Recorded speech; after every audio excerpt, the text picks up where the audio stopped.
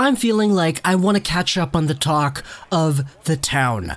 Let's go over the New York Rangers and why exactly Chris Kreider is in the subject of trade rumor talks right now. The New York Rangers are a team that, at its core, are above the $81 million salary cap limit. Taking a look at Cap Friendly, they currently have themselves $85 million in projected cap hit. That is over. Now, going throughout their roster, they still have guys to re-sign, like Brendan Lemieux, who is 23, and Anthony DeAngelo, who is also 23. As a result, they're in a position where this rebuild that they did really needs to take a little bit of a halt here, because they're in a position where they need to get their guys re-signed, they're over the cap hit, and they need to do things. Enter the idea of trading Chris Kreider. Let's go over what Larry Brooks said yesterday on Twitter, talking about Chris Kreider and the New York Rangers itself. It says here, he cannot say that there is necessarily anything brewing, but a couple of industry sources report that Kreider's name is out there everywhere. The New York Rangers buyout window closes at 5 p.m. tomorrow. So, Chris Kreider is the subject of apparent trade talks. In a position where the New York Rangers need to free up some salary, Kreider is apparently the guy to do it. He's at $4.625 million, and he has 1 year left on that contract.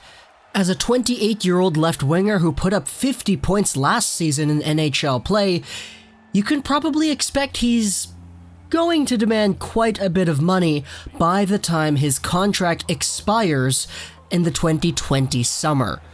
So, it makes sense for the New York Rangers to consider moving out a contract like Kreider. $4 million is something that they would need to literally get back within the cap boundary. Chris Kreider is a guy who's not necessarily going to stay at $4 million when his next contract comes. And you could argue that his point production has been replaced by the additions of guys like Kakko and Panarin. So, where exactly is Chris Kreider going to be traded to? Well, that is yet to be determined. So many different factors and so many different opportunities. Kreider's name is out there everywhere, according to Larry Brooks. But it's very interesting to take a look at it because if not Kreider, then who else? The New York Rangers do have a lot of other contracts that do expire next season. Guys like Nemesnikov has been on the table for a while. Bolesky expires. Jesper Fast expires. It actually says on Cap Friendly that he has an A. I didn't realize that he had an A, but going over into next year, if the New York Rangers are able to keep a guy like Kreider, and let's say he gets upwards of 50 points, who cares about what happens in the 2020 offseason? The Rangers have a legitimate, playoff-worthy and playoff-competitive team. Seriously, their forward core has gotten so much better over the past few months, and I'm so excited to see what they're all going to be able to do, even if they keep Kreider. Just look at these names. Imagine a first line of Panarin, Zibanejad, and Kaapo Kakko.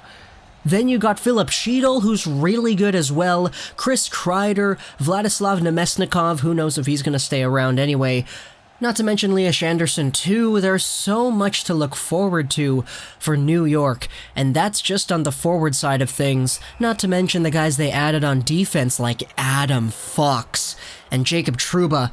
They are legitimately a strong team now, and if Kreider isn't a part of that next season, I think they're still gonna be strong, but Kreider is a 50-point guy. At the same time, though, going back to the beginning, I do understand why Kreider, why Nemesnikov are on the board, because their cap hits do expire next season, and they could be very useful in bringing the Rangers back within the limits of the modern NHL cap space. Hope you enjoyed this video, 9, and bye.